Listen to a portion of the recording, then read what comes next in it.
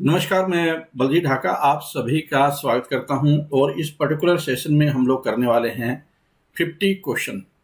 50 question में से आपको ये देखना है कि कितने आप कर सकते हैं। अगर आपका स्कोर 25 प्लस है नेगेटिव मार्किंग को मिलाकर, मतलब काट कर जो नेगेटिव नंबर आते हैं, तो इसका मतलब कहीं ना कहीं आप ठीक ढंग से पढ़ रहे हैं। और अगर 25 मार्क्स नहीं आ रहे हैं तो आपको बहुत गंभीरता के साथ में तैयारी करने की आवश्यकता है। किसी गलतफहमी में नहीं रहना चाहिए। कंपटीशन काफी ज्यादा है। अगर आपको अच्छी जॉब चाहिए तो कहीं ना कहीं आपका अच्छा स्कोर होना चाहिए। ठीक है, तो ये आपकी 3-4 चीजें हैं जो मैं आपको बताने की कोशिश करूंगा। ठीक है, चलो पहला क्वेश्चन पे चलते हैं। क्वेश्चन आ गया आपकी स्क्रीन पे और क्वेश्चन क्या है ये देखिए। क्वेश्चन आपकी स्क्रीन के सामने आया है। Preamble of the Indian constitution reveals, संविधान में प्रस्तावना है, भारतीय संविधान की जो प्रस्तावना है वो क्या रिवील करती है, उससे क्या पता चलता है। A, source of authority of the constitution. हम प्रियम्बल पढ़कर ये अंदाजा लगा सकते हैं कि क्या सोर्स ऑफ अथॉरिटी है, वो क्या है भारतीय संविधान का। क्या ये बात करेक्ट है? दूसरा, नेचर ऑफ इंडियन स्टेट, कि भारत है वो किस तरह का होगा, किस तरह की डेमोक्रेसी होगा, कि क्या होगा वो। ऑब्जेक्टिव ऑफ द कॉन्स्टिट्यूशन, संविधान का एक्चुअल में मूल उद्देश्य है वो क्या है। और date when constitution came into effect, कि संविधान है वो कब अस्तित्व में आया। तो हम ये 4 स्टेटमेंट दी है, आपको ये बताना है कि इसमें से कौन कौन सी सही है। तो राइट आंसर क्या होगा इसका? देखिए, ये स्टेटमेंट है नीचे वाली, ये देखिए कि ये संविधान इफेक्ट में नहीं आया था, अडॉप्ट किया गया था। उस टाइम में क्या है, अडॉप्ट किया गया था। ये स्टेटमेंट गलत है। जवाहरलाल नेहरू ने ऑब्जेक्टिव रेजोल्यूशन है वो वहां पे कॉन्स्टिट्यूशन असेंबली में लाए थे और उसी का ही ये प्रियम्बल बनता है बाद में जब संविधान बन जाता है। तो ये स्टेटमेंट करेक्ट है। और नेचर ऑफ इंडियन स्टेट जो हमें ये बताता है कि भारत का संविधान रिपब्लिक होगा या डेमोक्रेटिक होगा, क्या होगा, तो ये भी स्टेटमेंट करेक्ट है। और सोर्स ऑफ अथॉरिटी है we the people of India. ठीक है, तो ये तीनों स्टेटमेंट ऊपर वाली करेक्ट है, नीचे वाली स्टेटमेंट है वो गलत है। आंसर क्या हो जाएगा इसका? सी इसका आंसर है। ठीक है, चलो अगले क्वेश्चन पे आ जाते हैं। मैं उम्मीद करता हूं ये बात समझ में आई होगी कि आप जो गलती की होगी जिस बच्चे ने, वो यहां पे की होगी। ठीक है, क्या है कि 26 जनवरी 1949 लिखा हुआ है उसमें, और वो क्या है, डेट ऑफ अडॉप्शन है, लागू बाद में होता है। चलो अगले क्वेश्चन पे आ जाता है। क्वेश्चन आ जाता है कि which of the following were the suggestion made by the Swaran Singh committee to be included as fundamental duties. ये आप जानते होंगे कि फंडामेंटल ड्यूटी है संविधान में बाद में ऐड की गई थी, और फंडामेंटल ड्यूटी के लिए स्वर्ण सिंह कमेटी है वो बनाई गई थी। उसके कुछ सजेशन थे, कुछ माने गए उसके सजेशन, कुछ नहीं माने गए। आपको ये बताना है कि जो उसने सजेशन दिए थे वो कौन से थे। ठीक है, तो सेट उसके सजेशन कौन थे? ड्यूटी टू पे टैक्सेस, टैक्स पे करने की ड्यूटी उन्होंने बताई कि हर नागरिक का कर्तव्य है कि ड्यूटी को, टैक्स को पे किया जाए। फैमिली प्लानिंग और कास्टिंग वोट, ये 3 क्या फीचर हैं। तो देखो जो ऊपर वाला है इसका राइट आंसर क्या होगा? ये उसमें जिक्र नहीं था उसकी रिकमेंडेशन में, ये भी रिकमेंडेशन में जिक्र नहीं था। ड्यूटी टू पे टैक्सेस है, ये इसमें जिक्र था। तो राइट आंसर क्या हो जाएगा इसका? ए राइट आंसर हो जाएगा। 602 का क्या होगा? ए इसका राइट आंसर है। अगर आप पूरा पढ़ना चाहते हैं, ठीक है, तो 8 फंडामेंटल ड्यूटी है, उन्होंने सजेस्ट की थी कि 8 फंडामेंटल ड्यूटी होनी चाहिए। संविधान का 42वां 42nd कॉन्स्टिट्यूशनल अमेंडमेंट हुआ था। ठीक है, तो ड्यूटी टू पे taxes should also be a fundamental duty, ये बात उसमें लिखी गई थी। अगला क्वेश्चन आ जाता है। क्वेश्चन नंबर है, consider the following statement regarding appointment of जजेस टू द सुप्रीम कोर्ट। आमतौर पे ज्यादातर बच्चे जब भी जजेस की अपॉइंटमेंट में क्वेश्चन आता है अक्सर गलत कर बैठते हैं। तो आप ध्यान से करने की कोशिश करो कि क्या इस क्वेश्चन को गलत ना करो, ये पूरा ध्यान रखो इस पे। ठीक है, तो स्टेटमेंट है रिगार्डिंग द अपॉइंटमेंट ऑफ जजेस टू द सुप्रीम कोर्ट। पहला स्टेटमेंट है, जजेस of the supreme court are appointed by the collegium. क्या यह स्टेटमेंट करेक्ट है? सुप्रीम कोर्ट के जजेस है अपॉइंटेड बाय कोलेजियम, क्या यह स्टेटमेंट करेक्ट है? दूसरी statement, distinguished jurist is eligible to become जज of supreme court with the final approval of the president. और तीसरी स्टेटमेंट है, मतलब जाने माने विधिवक्ता है या कानून के विधिवेता है जाने माने, वो राष्ट्रपति की मंजूरी से सुप्रीम कोर्ट के भी वकील बन सकते हैं। जो 3 क्राइटेरिया होते हैं ना, उसमें से पूछ रहा है। टू बिकम ए जज of the supreme court, person should not exceed 65 years of age. जज बनने के लिए 65 साल से ऊपर उम्र उसकी नहीं होनी चाहिए।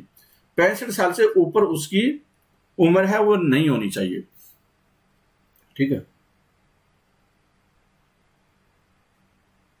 मैं अपने आप को हटा देता हूं एक बार,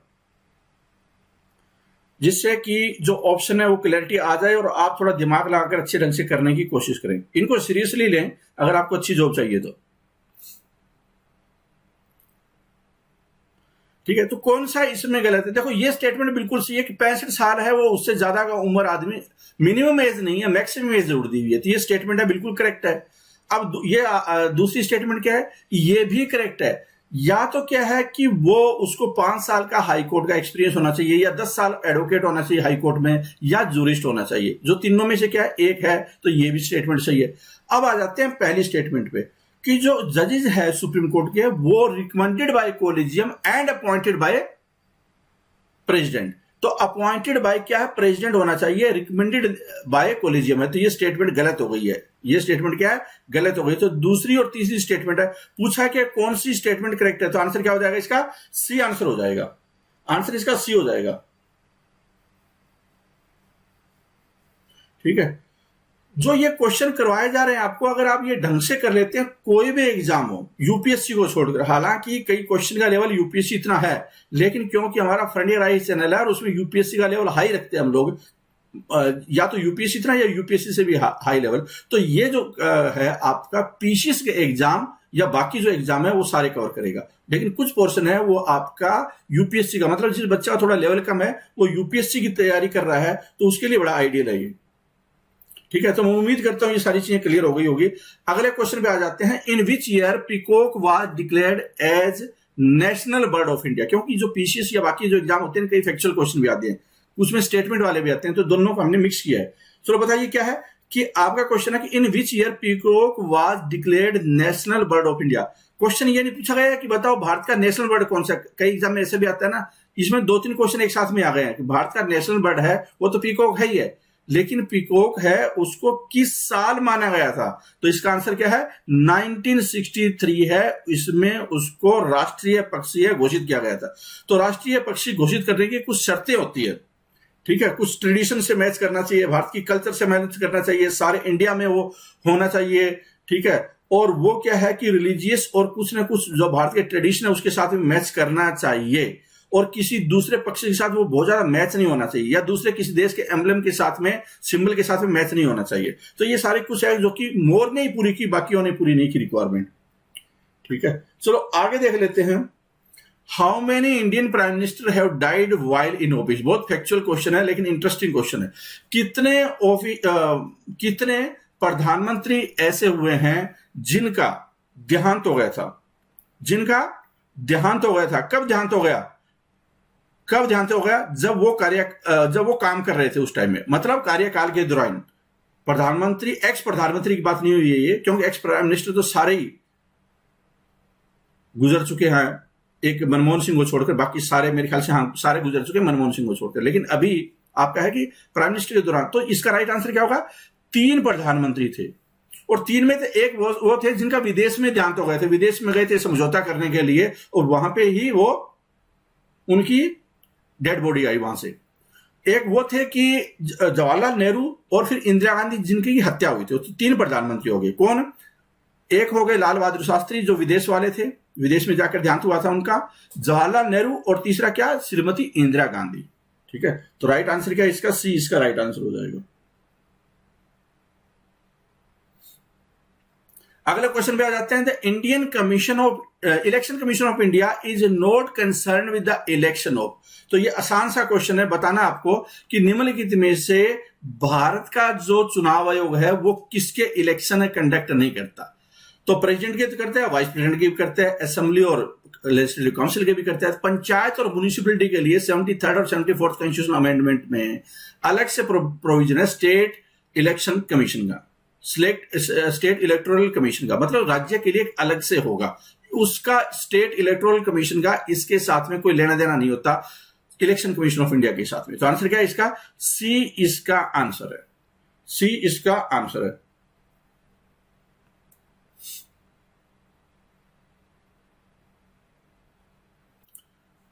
who of the following was the acting prime minister of India twice on the death of Jawaharlal Nehru and Lal Bahadur Shastri? जैसा आप जानते हैं जवाहरलाल नेहरू और उसके बाद में क्या है कि इमीडिएटली कोई दूसरे प्रधानमंत्री बने थे जिन्होंने कि एक्टिंग प्राइम मिनिस्टर का काम किया। फिर उसके बाद तीसरे का नंबर आया, तीसरे प्रधानमंत्री बने कौन? लाल बहादुर शास्त्री, उनका देहांत हो गया। तो कुछ एक अंतराल में एक ऐसे शख्स हुए हैं जिनको कि एक्टिंग प्राइम मिनिस्टर का काम करना पड़ा है, कार्यभार संभालना पड़ा है। वो जाने माने इकोनॉमिस्ट भी थे और बुद्धिजीवी थे। आप और भारत रत्न भी उनको मिला था बाद में। आपको ये बताना है, ठीक है, कि वो कौन थे। इसका राइट आंसर क्या है? इसका राइट आंसर है गुलजारी लाल नंदा। गुलजारी लाल नंदा, जिनको कि 1997 में भारत रत्न भी दिया गया था। वो इकोनॉमिस्ट थे, पॉलिटिशियन थे और उनकी स्पेशल पकड़ थी लेबर इशू के ऊपर। भारत के दूसरे प्रधानमंत्री थे वो। दो कम समय के लिए वो प्रधानमंत्री रहे हैं, 1964 में और 1966 में, जब उस टाइम के प्रधानमंत्री की डेथ हो गई थी उस टाइम में। आगे देखते हैं question. Which one of the following was introduced in the constitution of India? निम्नलिखित में से क्या है भारत के संविधान में इंट्रोड्यूस किया गया? Uniform civil code, universal adult suffrage, separate electoral for women या सेपरेट इलेक्टोरल फॉर मुस्लिम? ठीक है, तो आपको ये बताना है कि क्या है ये।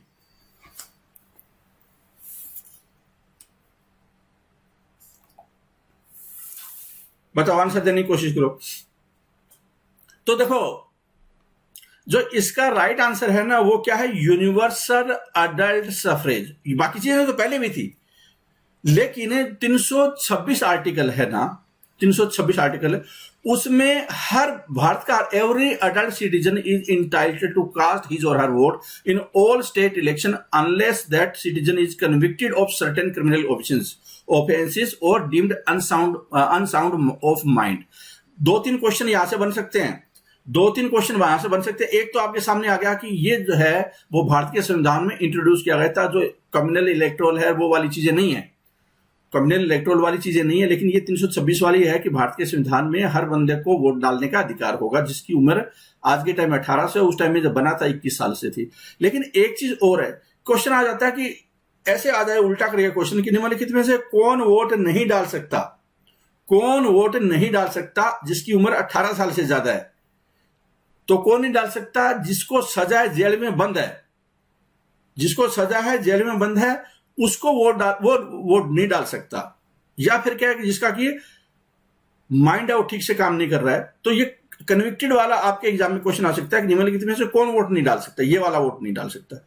इसका आंसर क्या हो जाएगा? जो क्वेश्चन था उसका तो यूनिवर्सल अडल्ट फ्रेंचाइज है। फिर आगे आ जाता है question number 609, cursory is issued by. ये क्या है कि एक रिट है, ये फंडामेंटल राइट से रिलेटेड, जिसको आदेश भी बोलते हैं, उत्प्रेषक लेख जिसको मेरे ख्याल से हिंदी में बोलते हैं। आपको बताना है कि वो कौन इशू करता है और किस पर्पज के लिए इशू किया जाता है। सर्सरी का मतलब एक सर्टिफिकेट भी होता है कि ये सर्टिफिकेट है वो कौन इशू करता है। तो ये जो इसका राइट आंसर क्या होगा? हाई कोर्ट है वो लोअर कोर्ट होते हैं या ट्रिब्यूनल होते हैं, उनके जो आदेश होते हैं, ठीक है, उनके जो आदेश होते हैं या उनका कोई जजमेंट होता है, उसको रोकने के लिए, एक्सेस जुडिक्शन को रोकने के लिए, या उनके जुडिक्शन में कोई कमी है, एरर को दूर करने के लिए ये प्रोविजन किया गया है। एरर को दूर करने के लिए प्रोविजन किया गया है, ठीक है। क्या इस तरह का कोई मामला हुआ था? जब लालू प्रसाद यादव है उस टाइम जब जेल में थे, अब भी जेल में है, जेल में थे, उस टाइम में एक बहुत ही काफी ज्यादा चर्चा में रही थी, ये वाली रिट पिटीशन सुप्रीम कोर्ट में गई थी और सुप्रीम कोर्ट ने क्या है कि लालू यादव को इस मामले में राहत दी थी, क्योंकि जो वहां के जो लोकल जज थे वो किसी न किसी मंत्री के, वहां जो मंत्री था उस राज्य सरकार में, उसके वो रिश्तेदार थे और मंत्री के रिश्तेदार होने की वजह से, या क्या बोल सकते हैं कि जज है वो जो एक किस्म से जिसका सजा होनी चाहिए उससे वो ज्यादा की कोशिश कर रहा था कि किसी तरीके से ज्यादा उसको घेरा जाए।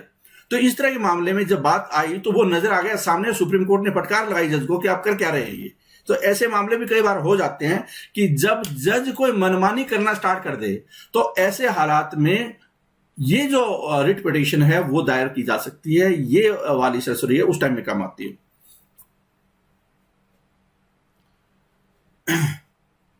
आगे देखते हैं क्या, which of the following is or are true regarding the cabinet and council of ministers. जैसा आप जानते हैं काउंसिल ऑफ मिनिस्टर है, उसमें से जो सीनियर मंत्री है उसका एक भाग होता है कैबिनेट, जो कि एक्चुअल में फैसले लेता है। तो मुद्दा क्या है यहां पे कि cabinet function are determined by the com, कि कॉम है या काउंसिल ऑफ मिनिस्टर है वो डिटरमाइन करता है कैबिनेट के कौन कौन से फंक्शन है। क्या ऐसा है, या कैबिनेट है वो इंडिपेंडेंट डिसीजन लेती है, मतलब कैबिनेट के पास इतना टाइम होगा सबसे बात करे। मेरा क्वेश्चन ये है, पहली statement, cabinet meets more then frequently then the com, कि काउंसिल ऑफ मिनिस्टर की कभी कभार मीटिंग होती है लेकिन कैबिनेट ज्यादा मीटिंग करती है, फ्रिक्वेंटली मीट होती है, आमतौर पर बुधवार को मीटिंग होती है। Com includes all three category of ministers, मतलब कैबिनेट मिनिस्टर, स्टेट मिनिस्टर और जो स्वतंत्र प्रभाग होता है इंडिपेंडेंट मिनिस्टर, उनको इंक्लूड कर लिया जाता है, जिसको कि काउंसिल मिनिस्टर बोलते हैं। तो निम्नलिखित में से आपको बताना है कि कौन सी स्टेटमेंट है वो करेक्ट है। तो इसका आंसर क्या होगा, इसका आंसर है वो होगा ए, क्योंकि cabinet function are determined by com, ये नहीं है, बल्कि कैबिनेट है वो डिटरमाइन करती है कि कॉम को क्या करना है, उल्टा है ये।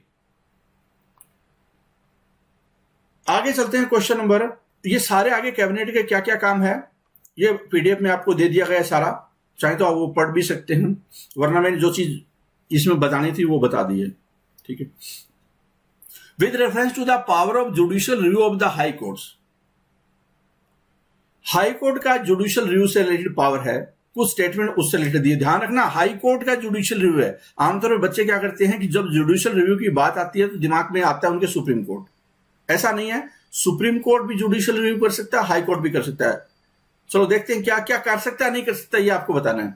पहली बात तो आगे देखिए क्या है, high court can review the laws enacted by state legislature only and not the ones enacted by the parliament, मतलब कि हाई कोर्ट है जो राज्य की विधानसभा है वो जो लॉ बनाती है उसको रिव्यू कर सकता है, ये नहीं पार्लियामेंट के भी रिव्यू करना स्टार्ट कर दे, क्योंकि हाई कोर्ट तो एक स्टेट का होता है। पहला स्टेटमेंट ये बोला गया है, पहली स्टेटमेंट ये बोली गई है, आपको ये बताना कि करेक्ट है या रॉन्ग है।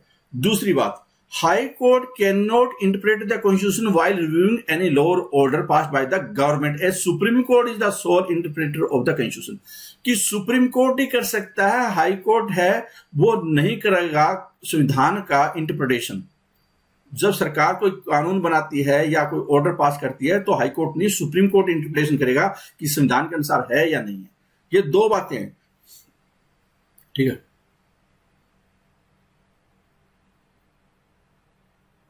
मैं अपने आप को हटा देता हूं, शायद किसी को दिख नहीं रहा होगा तो मैं अपने आप को हटा भी देता हूं। अब ध्यान से समझने की कोशिश करो, बहुत ही इंटरेस्टिंग क्वेश्चन है, बहुत ही इंटरेस्टिंग क्वेश्चन। जिन बच्चों ने इंडियन पॉलिटी पढ़ी नहीं है वो भी अगर ये सेशन को अटेंड कर ले, मतलब एबिलिटी हो अटेंड करने की, तो उनको ये सारी चीजें समझ में आनी स्टार्ट हो जाएगी, क्योंकि बहुत सारे क्वेश्चन, जब 3000 के आसपास क्वेश्चन होने हैं पॉलिटी के, तो मुझे लगता है कि पॉलिटी का पूरा आप ज्ञाता बन जाएंगे। ठीक है, तो देखिए क्या है, दोनों ही स्टेटमेंट गलत है। क्यों? क्योंकि हाई कोर्ट भी कर सकता है, सुप्रीम कोर्ट भी कर सकता है judicial review, constitutional judicial review दोनों कर सकता है। ये स्टेटमेंट गलत हुई। पहली स्टेटमेंट भी गलत है, क्योंकि ये नहीं है कि एक राज्य की विधानसभा ने बनाया और उसका हाई कोर्ट कर सकता है। हाई कोर्ट क्या है कि पार्लियामेंट में बने हुए कानून का भी रिव्यू कर सकता है। हाई कोर्ट है पार्लियामेंट में कानून के बने हुआ भी कर सकता है। ठीक है, तो ये वाली चीजें, ये इसका मतलब ये भी स्टेटमेंट गलत हो गई है, तो दोनों ही गलत है। तो इसका राइट आंसर क्या हो जाएगा? इसका राइट आंसर हो जाएगा डी। इसका राइट आंसर क्या हो जाएगा? डी। आगे देखिए, the first governor ever to be dismissed by the president. Factual question है, बहुत इंटरेस्टिंग क्वेश्चन है कि पहले गवर्नर साहब कौन थे जिनको डिसमिस किया गया था बाय द प्रेसिडेंट द्वारा डिसमिस किया गया था, मतलब उसको बर्खास्त किया गया था। कई बार क्या होता है, त्याग पत्र देने के लिए बोला जाता है, या कई बार क्या होता है कि आमतौर पर खुद ही त्याग पत्र दे देते हैं जब इशारा सा किया जाता है उनकी तरफ। लेकिन कई ऐसे होते हैं जो कि लगता है कि नहीं मैं तो रहूंगा ही रहूंगा, चिपकने की थोड़ी आर्ट होती है, आदत होती है। तो ऐसे कौन थे? तो इसका राइट आंसर है, बड़ा इंटरेस्टिंग, याद रखना, पटवारी साहब। पटवारी वो गवर्नर थे, प्रभुदास पटवारी, जो कि तमिलनाडु के गवर्नर थे। मोरारजी देसाई सरकार ने क्या किया था कि जब इंदिरा गांधी के टाइम में गवर्नर थे उनको सबको हटाकर, और इंदिरा गांधी उस टाइम में सबको अपने अपने बंदे फिट कर दिए। देखो, इंदिरा गांधी के खिलाफ बहुत ज्यादा लोगों में गुस्सा था। इसका मतलब क्या है? अपोजिशन को मौका मिला, लेकिन जो सोचा गया अपोजिशन की बहुत बढ़िया काम करेगा, ठीक उसके उल्टा काम करना स्टार्ट कर दिया। मतलब कि उसने गंद फैलानी इतनी स्टार्ट कर दी कि अपने अपने भ्रष्टाचार है, अपने बंदों को फिट करना, सारे अपने अपने चमचे बना दिए वहां पे गवर्नर। तो ऐसी तो पहली हालात नहीं थी, तो लोग बड़े परेशान हुए, इसलिए तो वापस इंदिरा गांधी को लाए। तो जैसे ही उसने ये पहला फटकार उनको भी लगा दी, सभी गवर्नर को हटा दिया। तो ये क्या है कि पहले उसका निशाना ये हुए थे। तो डिसमिसल क्या है, ये हुए थे 1980 की बात है। आगे चलते हैं। American constitution came into effect in, कि अमेरिका का संविधान है वो अस्तित्व में कब आया, वो अस्तित्व में कब आया। तो इसका राइट आंसर क्या है, देखो भारत के संविधान से तो अमेरिका का संविधान बहुत पुराना है। अमेरिकन डेमोक्रेसी है वो बहुत ज्यादा पुरानी है, 1789 से ही है संविधान वहां पे।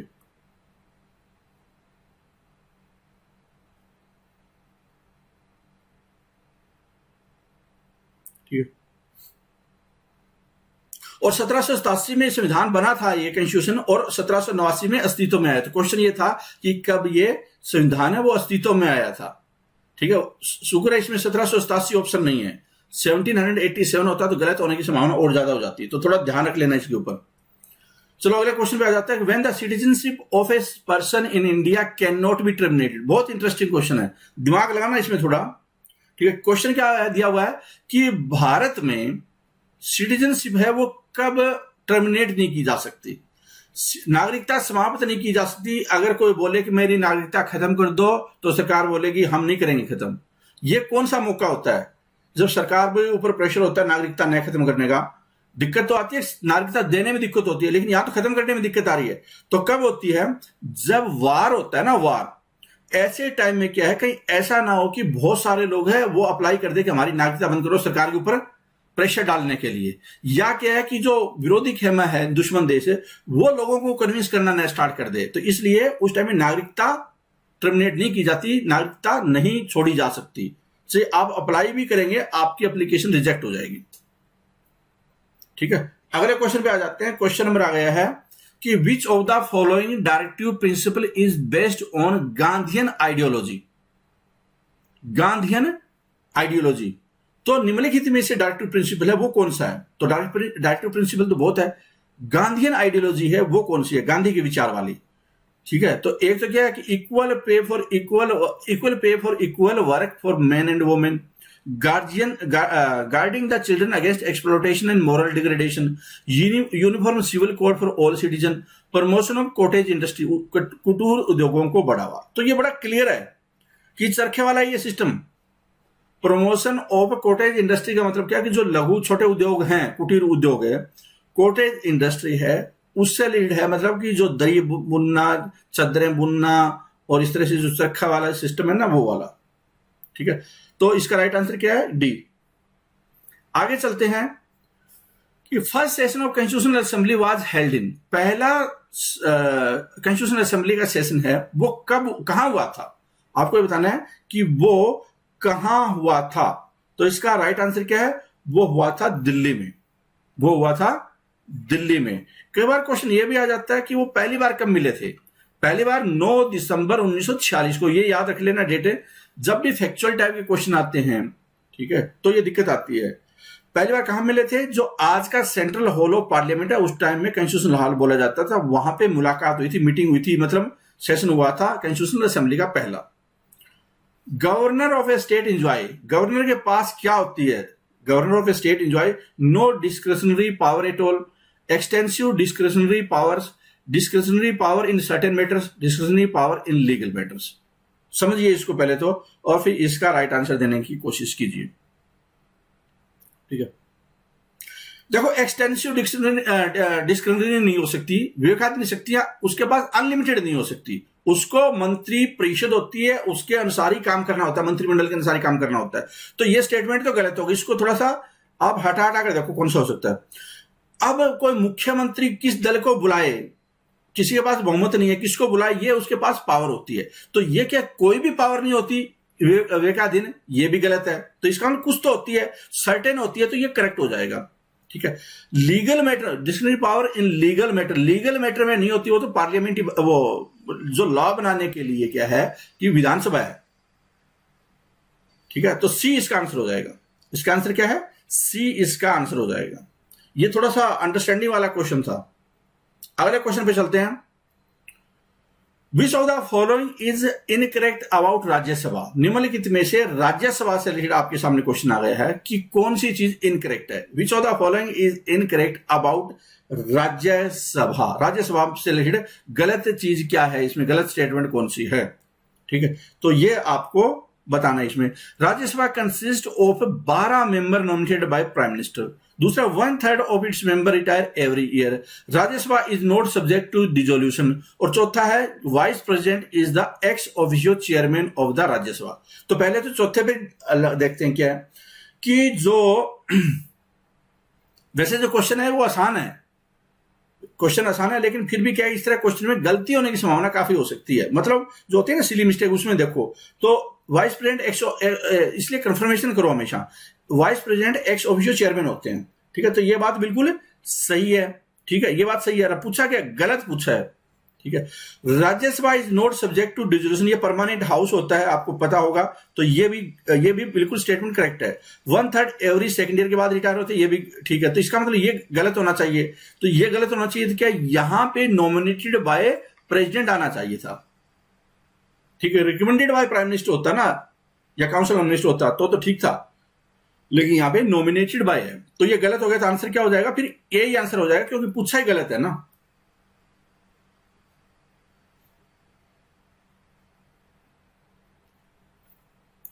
Definition of term state is given in. आपके लिए थोड़ा एक हिंट करता हूं पहले इस पीछे वाले क्वेश्चन में, कि हाल फिलहाल में लोकसभा में जो 2 मेंबर नॉमिनेशन होते हैं, उससे रिलेटेड कुछ फैसले हुए हैं। वो फैसले क्या है, वो नीचे कमेंट सेक्शन में आप देख सकते हैं, बता सकते हैं। या क्या हिंट सा दे दिया मैंने आपको कि कोई चीज हुई है उनके साथ, बड़ी चीज हुई है, वो क्या है? अखबारों में थोड़ा पढ़ लेना या सर्च मार लेना गूगल में। Definition of term state is given in. Definition of term state is given in, और निम्नलिखित में से बताना आपको, निम्नलिखित में से बताना आपको कि वो कौन सा आपकी स्टेट लिखा हुआ है, स्टेट है वो, उसकी डेफिनेशन है या टर्म है, वो निम्नलिखित में से किसमें गिवन है। तो इसका राइट आंसर क्या है? राइट आंसर है इसका 36। स्टेट का मतलब क्या होता है? देखो, जो पार्ट 3 है यहां पे 36 में क्या लिखा है, तभी तो मैंने बोला था निम्नलिखित में देखना, कहीं ऐसा ना आप आर्टिकल 12 वाला दिमाग में रखें। आर्टिकल 12 वाला दिमाग में रखना है, लेकिन वो तो था ही नहीं उसमें। तो आर्टिकल 36 में भी क्या बोला हुआ है टर्म का मतलब, कि जो 12 में लिखा हुआ है ना, वही मतलब है। Definition in this part unless the context otherwise require state has the same meaning in as in part 3 article 12। तो आर्टिकल 12 में क्या, पहले तो टर्म डिसाइड करते हैं, 12 से 35 के बीच में होता है ना फंडामेंटल राइट वाला, वहां टर्म डिसाइड करते हैं। तो यहां पे भी जो स्टार्ट होता है 36 से, तो यहां पे भी वही बात बोली जाती है। और टर्म का मतलब जानते होंगे, ये स्टेट का मतलब, कि स्टेट, कई बार क्वेश्चन ऐसे भी आ सकता है कि स्टेट का क्या क्या मतलब है, या तो आर्टिकल आया था यहाँ पे, लेकिन स्टेट एक्चुअल में होता क्या है। तो यहां पे स्टेट का मतलब क्या होगा कि गवर्नमेंट और parliament.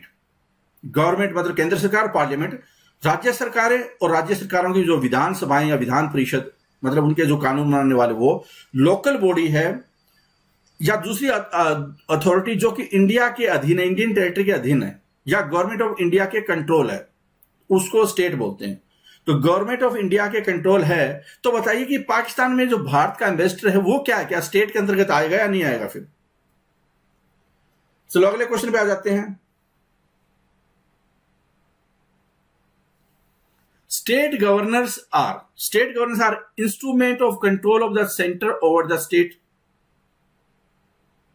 Nominees of the chief minister elected by the state legislature, elected by union parliament. Elected by union parliament. किसके द्वारा, मतलब क्या है इसमें से, कौन सी स्टेटमेंट करेक्ट होगी? बताओ फटाफट, दिमाग लगाओ। ठीक है, दिमाग लगाओ फटाफट। देखो यहां पर क्या होता है कि जो राज्यपाल है वो सेंटर का एक नुमाइंदा होता है, जो कि राज्यों में जाकर जो संविधान के अनुसार दायरे में काम करने राज्यों को, उसके लिए होता है, या एक इंस्ट्रूमेंट ऑफ कंट्रोल है, सेंटर का कंट्रोल पॉइंट है वो राज्य में। तो इसका आंसर क्या है? इसका ए इसका राइट आंसर होगा। ठीक है, ए इसका राइट आंसर होगा। और अंडर देखो ये स्टेटमेंट भी पढ़ लेना, इससे रिलेटेड कुछ और भी क्वेश्चन बन जाते हैं, इससे रिलेटेड कुछ और भी क्वेश्चन बन जाते हैं। तो थोड़ी मेच्योरिटी के लिए कि state governor serve as a link between state and centre and appointed by the president on the recommendation of prime minister under article 155 of the Indian constitution. तो देखिए कितने क्वेश्चन बन गए हैं, इन 2 लाइनों में ही कितने क्वेश्चन बन गए हैं।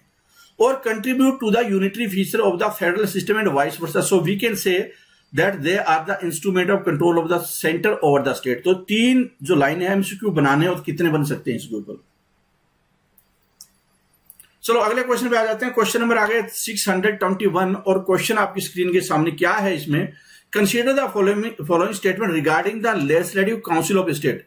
यहां पे राज्य की जो विधान परिषद होती है उसकी बात आ गई है। विधान परिषद समझ रहे होंगे कि कुछ राज्यों में विधान परिषद भी है, तो लेजिस्लेटिव काउंसिल है उसके ऊपर क्वेश्चन है, कुछ स्टेटमेंट दी हुई है, आपको बताना है कि क्या इसका आंसर होगा। ठीक है, इस क्वेश्चन को फटाफट करने की कोशिश कीजिए क्योंकि इससे पता चलेगा कि आप कितना स्पीड पे भी सोचते हैं। ठीक है, तो पहला है स्टेटमेंट आपके सामने, वो है कि पार्लियामेंट में बाय लॉ क्रिएट और abolish the legislative council in a state of the legislative assembly of that state passing a resolution to that effect by simple majority. By simple majority. ठीक है, क्या दिया हुआ है कि पार्लियामेंट है, पार्लियामेंट है, वो अबोलिश भी कर सकती है और क्रिएट भी कर सकती है किसी राज्य की विधान परिषद को। ठीक है, किस हिसाब से कि सिंपल मेजोरिटी से वो रेजोल्यूशन पास कर दे, मतलब सिंपल मेजोरिटी से कोई बिल लाए और पास कर दे और वो क्रिएट कर सकती है लेजिस्लेटिव काउंसिल या बंद कर सकती है। क्या पार्लियामेंट के पास ये पावर है? तो पहली स्टेटमेंट तो ये है। दूसरी स्टेटमेंट है as per the Indian constitution total number of the member in legislative council of a state shall not exceed 1/6 of the total number of member in the legislative assembly of that state। कि जिस राज्य में विधानसभा है वहां पे अगर बनानी है विधान परिषद तो 1/6 से ज्यादा नहीं होनी चाहिए। ठीक है, 1/6 से ज्यादा नहीं होनी चाहिए। क्या जो विधान परिषद है उनकी संख्या, सदस्यों की संख्या, विधान परिषद के सदस्यों की संख्या। दूसरी अगली देखिए स्टेटमेंट कि member of municipality do not take part in the electing the member of the legislative council. कि म्युनिसिपैलिटी के जो सदस्य होते हैं, लोकल बॉडी के सदस्य होते हैं, वो पार्ट नहीं लेते लेजिस्लेटिव काउंसिल में। ठीक है, तो क्या ये बात सही है? तो देखो ये स्टेटमेंट गलत है क्योंकि ये पार्ट लेते हैं, ये स्टेटमेंट गलत है। बहुत सारे इसमें टीचर भी लेते हैं, स्टूडेंट भी लेते हैं, म्युनिसिपैलिटी भी लेते हैं, गवर्नर भी लेते हैं, एमएलए भी लेते हैं। तो ये क्वेश्चन है वो पहले भी पूछा गया है इन्हीं सेशन में। ठीक है, तो ये स्टेटमेंट तो है। As per the Indian constitution total number है वो 1/3 से ज्यादा नहीं होनी चाहिए, 1/3 से ज्यादा नहीं होनी चाहिए। ठीक है, तो ये भी गलत हो गया, अब देखिए कि पार्लियामेंट में बाय लॉ क्रिएट और अबोलिश द लेजिस्लेटिव काउंसिल। अब पार्लियामेंट में बाय लॉ ये स्टेटमेंट गलत हो गई है। क्या है कि इसका पूरा प्रोसेस क्या होता है कि जो लेजिस्लेटिव काउंसिल के लिए पहले विधानसभा है ना, वो अपने वहां पे एक प्रस्ताव पारित करेगी 2/3 बहुमत स्पेशल मेजोरिटी से, फिर वो पार्लियामेंट के पास आएगा, फिर पार्लियामेंट सिंपल मेजोरिटी से वो रेजोल्यूशन पास कर सकती है और वो बंद कर सकती है, क्रिएट कर सकती है। ठीक है, तो इसका मतलब क्या है, ये स्टेटमेंट गलत हो गई है। पार्लियामेंट में बाय पार्लियामेंट नहीं क्रिएट कर सकती, पहले वो करेगी पार्लियामेंट, फिर वो उसको वैलिडेट करेगी। तो स्टेटमेंट ये भी गलत है, तीनों स्टेटमेंट गलत है। तो इसका राइट आंसर क्या हुआ? फिर इसका राइट आंसर क्या होगा? तो देखो आपको नॉलेज होने के बावजूद भी गलत आंसर कर सकते हैं, क्योंकि पूछा क्या है, पूछा इसमें इनकरेक्ट है, तो इसका आंसर डी हो जाएगा। इसका आंसर क्या है? डी हो जाएगा। देखो इतना सारा पढ़ लिया और आपने इस वर्ड पे ध्यान नहीं दिया तो भी प्रॉब्लम है ना, तो भी प्रॉब्लम है। ठीक है, आगे क्वेश्चन देख लेते हैं। अब थोड़ा अगर इसका पूरा देखना चाहते हैं तो आप ये पढ़ भी सकते हैं कि आर्टिकल 169 है, उसके अनुसार पार्लियामेंट में बाय लॉ क्रिएट और abolish the second chamber in a state if the legislative assembly of that state passes a resolution to that effect by special majority. ये स्टेटमेंट है, ये एग्जैक्टली याद करना है आपको, इसके अलावा कुछ याद नहीं करना है।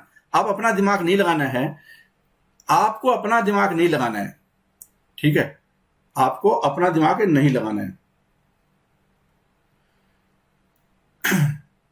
अच्छा, ऐसा क्यों है कि केंद्र के पास ये पावर नहीं है, पार्लियामेंट के पास पावर नहीं है? क्योंकि अगर पार्लियामेंट के पास पावर होती, जैसे आज के टाइम में अगर ये पार्लियामेंट के पास ये पावर हो कि महाराष्ट्र में लेजिस्लेटिव असेंबली को, काउंसिल को बंद करना है, तो वो उद्धव ठाकरे को मुख्यमंत्री बनने से रोक सकते हैं, क्योंकि मुख्यमंत्री का 6 महीने का कार्यकाल उद्धव ठाकरे का लगभग खत्म होने जा रहा है।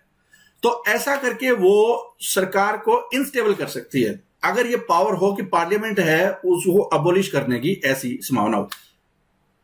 ऐसे ही आपने देखा होगा कि आंध्र प्रदेश में भी इस तरह का मामला अभी सामने आया था, जिसमें कि वहां पे एक स्पेशल रेजोल्यूशन पास करना पड़ा उनको, ठीक है, वहां पे एक रेजोल्यूशन पास करना पड़ा ताकि वो जो उसके जो फीचर हैं उनके फैसले लेने में बाधा ना उत्पन्न हो जाए, उसके लेने में बाधा ना उत्पन्न हो जाए, ठीक है। इसलिए पार्लियामेंट के पास पावर इतनी नहीं होती, वहां पे राज्य विधानसभा के पास होती है ताकि सरकार स्टेबल है, और पार्लियामेंट है वो सिर्फ क्रॉस चेक करती है, वो सिर्फ क्रॉस चेक करती है और इसलिए उसको इंडोर्स करती है, और उसका कोई ज्यादा रोल नहीं है, ठीक है। अगली बात देख लेते हैं, 100 close Indian constitution, total number of the member in legislative council of a state shall not exceed 1/3 of the total number of the members in the legislative assembly of that state, और minimum क्या है, और 40 से कम नहीं हो सकते। अब ऐसा नहीं, देखो साथ में ये भी लगाया हुआ है, ये ध्यान रखना, क्योंकि अगर ये नहीं लगाते तो क्या दिक्कत आ सकती थी कि जो राज्य की विधानसभाएं है ना वो मनमानी करना स्टार्ट कर देती। जैसे ऊपर वाले में क्या है, पार्लियामेंट को मनमानी करने से रोका गया, तो नीचे वाले में क्या है, नीचे वाले में स्टेट लेजिस्लेचर को रोका गया मनमानी करने से, कि अगर छोटा राज्य जैसे हरियाणा है मान लो, या गोवा है, और कोई छोटा राज्य पंजाब है, तो वहां तो सीटें कम होती है, 90 के मान लो सीटें हैं फॉर एग्जांपल किसी राज्य में, तो वो 1/3 में तो क्रॉस कर ली 30, लेकिन अगर 40 तो होनी चाहिए ना, तो हरियाणा तो बना ही नहीं सकता। तो इसको रोकने के लिए कि कहीं वो कोई डबल गेम तो स्टेट गवर्नमेंट न खेलना स्टार्ट कर दे, तो एक दूसरे को क्रॉस चेक किया गया है। इसको आप सेंट्रल स्टेट रिलेशन में सरकारिया कमीशन और पुंछी कमीशन के जरिए भी आप पढ़ेंगे या पढ़ सकते हैं, और मैंने काफी ज्यादा इस पे किसी हमारा एक चैनल और ऑफ इंडिया राइज, उसके ऊपर पब्लिक एडमिनिस्ट्रेशन में वीडियो बनाए होंगे, ठीक है। How are the member of council, अच्छा ये भी आप रट्टा मार सकते हैं, ये भी आपको रट्टा मारना है कि इलेक्टेड है वो 1/3 होने चाहिए असेंबली द्वारा, मतलब एमएलए करेंगे एमएलसी को, ठीक है, इलेक्ट। फिर क्या है कि ये जो डिस्ट्रिक्ट है, डिस्ट्रिक्ट बोर्ड, लोकल अथॉरिटी है और म्युनिसिपलिटी, ये तीनों वर्ड है ना, वो भी आपको थोड़ा ध्यान में रखना है। कई बार क्या आता है कि ये आ गया म्युनिसिपलिटी ओनली लिख दिया, आगे म्युनिसिपलिटी ओनली। मैं आपको थोड़ा बता रहा हूं कि जो बच्चे थोड़ा यूपीएससी वगैरह की तैयारी कर रहे होंगे इसमें, या थोड़े हायर लेवल के एग्जाम की तैयारी कर रहे होंगे, नॉलेज होने के बावजूद भी मार्क खा सकते हैं कि इस तरह की वर्डिंग आ जाए म्युनिसिपलिटी ओनली, तो इसका मतलब वो बच्चा गलत कर गया आंसर, ठीक है, उसके अनुसार वो सही है लेकिन एक्चुअल में गलत हो। तो 1/12 है वो टीचर है, 1/12 रजिस्टर जो ग्रेजुएट है उसी राज्य में होनी चाहिए वो ग्रेजुएट, ठीक है।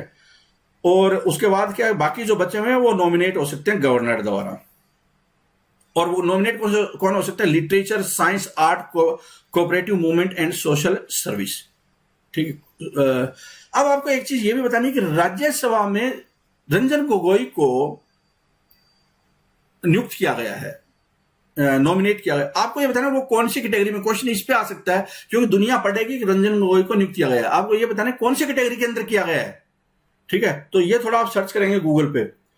Legislative council are permanent house and are like, Rajya Sabha की तरह ये होते हैं परमानेंट, हर 2 साल के बाद रिटायर हो जाते हैं। तो मुझे लगता है कि लेजिस्लेटिव काउंसिल के ऊपर हमने इस सेशन में भी काफी डिस्कस कर लिया, पिछले में भी मैंने किया था, जिसमें कि वो बिलिंग से रिलेटेड बिल होते हैं और कानून होते हैं ना, कि वहां लेजिस्लेटिव काउंसिल है उसकी कितनी औकात होती है, उस पर जिक्र किया होता है। ये पूरी सीरीज देखेंगे तो आपको सारी क्लैरिटी आ जाएगी। आगे चलते हैं क्वेश्चन में, विच of the following is not included in the list of fundamental duties article 51A, निम्नलिखित में से क्या इंक्लूड नहीं किया गया है, क्वेश्चन पढ़ लेना, क्या इंक्लूडेड नहीं किया गया है।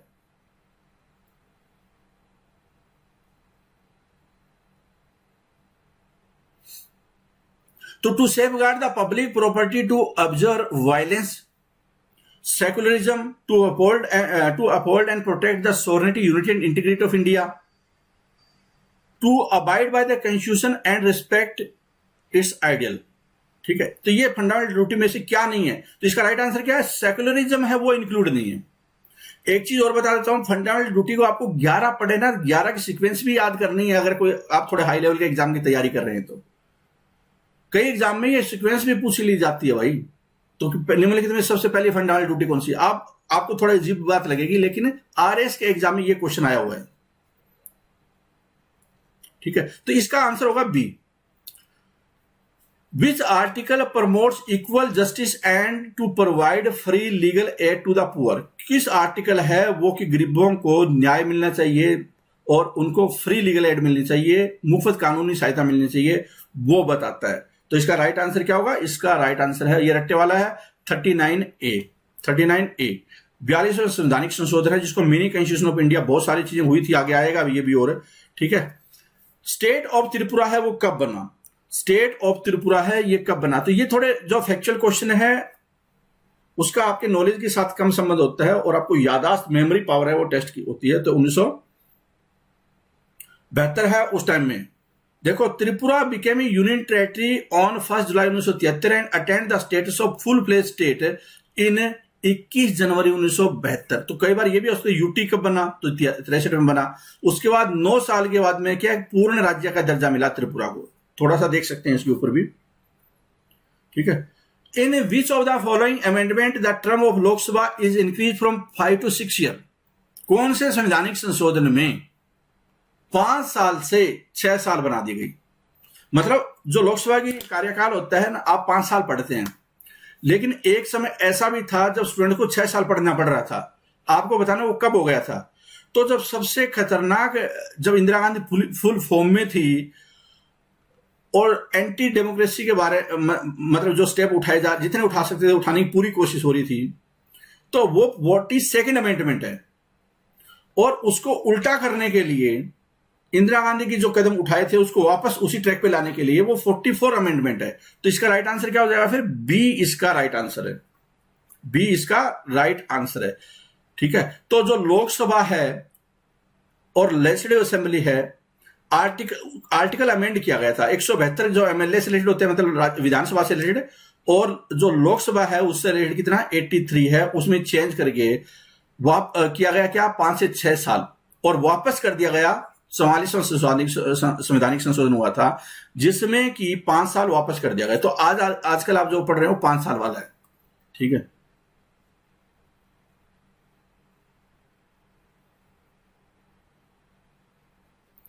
इंडियन कॉन्स्टिट्यूशन इज, भारतीय संविधान क्या है? Federal in normal time and unitary during emergency, federal, unitary, mixture of federal and unitary.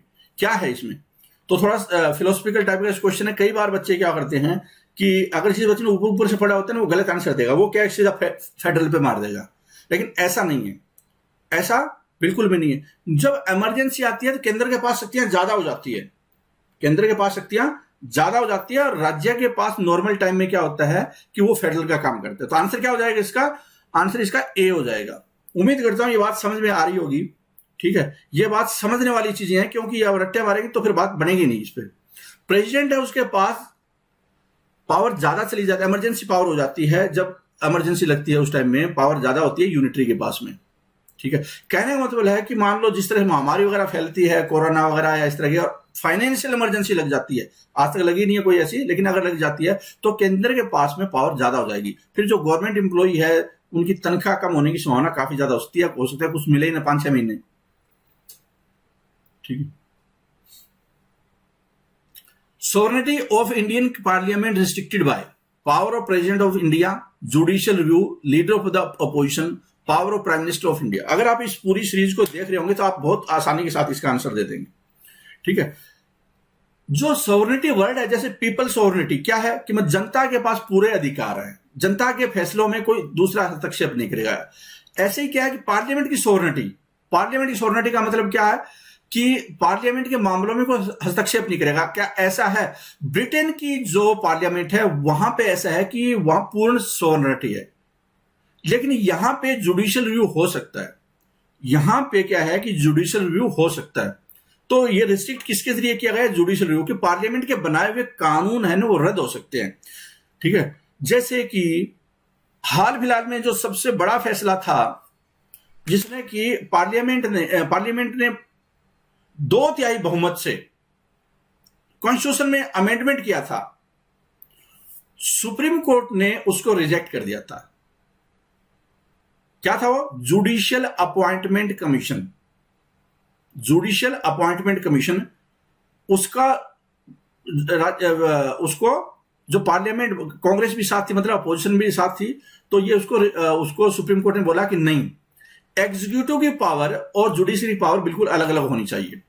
ठीक है, उसमें खैर ये मामला यहां पे बनता नहीं है, मैं डिस्कस करूं कि जेस क्या है, जुडिशियल अपॉइंटमेंट कमीशन क्या है, लेकिन ये एक केस था, मैंने आपको बताया। और कौन सा केस है? आईटी एक्ट, इंफॉर्मेशन एक्ट से रिलेटेड। बाल ठाकरे की जब देहांत हुआ था, उस टाइम में किसी लड़की ने फेसबुक पे कोई पोस्ट डाली थी, तो उसके बाद दुनिया उसके ऊपर टूट के पड़ी थी, मीडिया उसके ऊपर, पुलिस उसके ऊपर अकेली रह गई थी। वो सुप्रीम कोर्ट ने आकर जो आईटी एक्ट था उसको कहीं ना कहीं उसको नल एंड वाइड किया, मतलब उसका कुछ पोर्शन को उसने खत्म कर दिया था। ठीक है, ये कुछ मैंने एग्जांपल दिए, आप इसको भी एक बार पूरा पढ़ सकते हैं अगर चाहें तो, आपके पास पीडीएफ होगा। ठीक है, article 315 of the constitution provides for, Bharat का संविधान है 315 आर्टिकल है। ठीक है, वो क्या बताता है, उसका संबंध है वो किससे रिलेटेड है? ठीक है, तो उसका संबंध है वो यूपीएससी से रिलेटेड है, यूपीएससी और स्टेट पब्लिक सर्विस कमीशन से रिलेटेड है। बी है इसका आंसर हो जाएगा। कुछ एक रट्टे मारने होते हैं आर्टिकल वगैरह आगे, या थोड़ी सी अंडरस्टैंडिंग हो जाती है जब आप फ्रिक्वेंटली आप यूज करते हैं तो, पढ़ते हैं तो। ठीक है, अगला क्वेश्चन आ जाता है, और ये थोड़ा सा देख भी लीजिए अगर थोड़ी दिक्कत आ रही है। 315 से लेकर 323 है, 15 पार्ट है, 14 में संविधान में इसका वर्णन है सर्विसेज से रिलेटेड, सर्विसेज से रिलेटेड इसका वर्णन है। ठीक है, तो आप इसको जरूर देख सकते हैं, क्योंकि कॉन्स्टिट्यूशनल बॉडी होती है और आर्टिकल है इसलिए कॉन्स्टिट्यूशनल बॉडी है ना। The right to information act 2005, right to information act 2005 came into force from, ये कब से अस्तित्व में आया था? बहुत सारे एग्जाम में ये क्वेश्चन आता है, अब भी आता है, ये मत सोचना कि पुराना हो गया, अब भी क्वेश्चन आता है। और आरटीआई बहुत ज्यादा रेलेवेंट है, जो अलग अलग टाइप के बच्चे एग्जाम की तैयारी करते हैं, एसएससी वगैरह के, वो बहुत ज्यादा यूज करते हैं आरटीआई वगैरह, स्टेट के खैर कम करते हैं। तो बताइए क्या है इसका आंसर? तो इसका राइट आंसर क्या है? इसका राइट आंसर है वो है बी, इसका ऑप्शन होगा, 20 का ऑप्शन होगा। देखिए यहां पे कि आरटीआई है, पार्लियामेंट इंडिया ने रूल और प्रोसीजर बनाए थे, एक्ट बनाया था। ठीक है, और ये एक्ट है वो पार्लियामेंट में पास हुआ था कब? 15 जून 2005 को। और इन्फोर्स कब हुआ? क्वेश्चन तो इन्फोर्स से रिलेटेड था ना, तो इन्फोर्स कब हुआ था? 12 अक्टूबर 2005 को। तो आप अपनी डायरी में रट्टे मारने वाली जगह पे आप ये लगा दीजिए, दोनों ही इंपॉर्टेंट है, बहुत एग्जाम में आते हैं। Election commission is a constituted every 4 year, every 5 year, every 6 year. बहुत इंटरेस्टिंग क्वेश्चन है, बहुत ही इंटरेस्टिंग क्वेश्चन है। आपको बताना है कि चुनाव आयोग है उसका, अगर मैं पूछूं कि चुनाव आयोग है उसका कार्यकाल कितना होता है, या वो कितने समय के लिए उसका गठन किया जाता है, इसको भी बहुत सारे बच्चे हैं गलत आंसर देने की कोशिश करेंगे। ठीक है, इसको भी बहुत बच्चे हैं गलत आंसर दे सकते हैं। आप बोलेंगे क्यों गलत दे सकते हैं? क्योंकि वो सोचेंगे नहीं, जंप मारने की कोशिश करेंगे। इसका राइट आंसर है कि परमानेंट कॉन्स्टिट्यूशनल बॉडी है ये। आप बोलेंगे परमानेंट क्यों? बहुत सारे बच्चे सोचेंगे कि यह आंसर थोड़ी हो सकता है। लोगों के दिमाग में बिठा रखा है कि राज्यसभा परमानेंट बॉडी है। बहुत सारी मैंने डिस्कस किया, अगर आपने सेशन देखे होंगे, बहुत सारी और भी परमानेंट बॉडी आती है। ये भी है, वो जो कमिश्नर होते हैं ना, चीफ इलेक्शन कमिश्नर है या कमिश्नर, उनका होता है कार्यकाल, ये तो हमेशा रहेगा। इसका थोड़ा कोई 5 साल के लिए हो सकता है, वो कोई जो फाइनेंस कमीशन थोड़ी है ये। ठीक है, एक बार फाइनेंस कमीशन पे भी क्वेश्चन पूछा था मैंने, तो ये परमानेंट कॉन्स्टिट्यूशनल बॉडी है।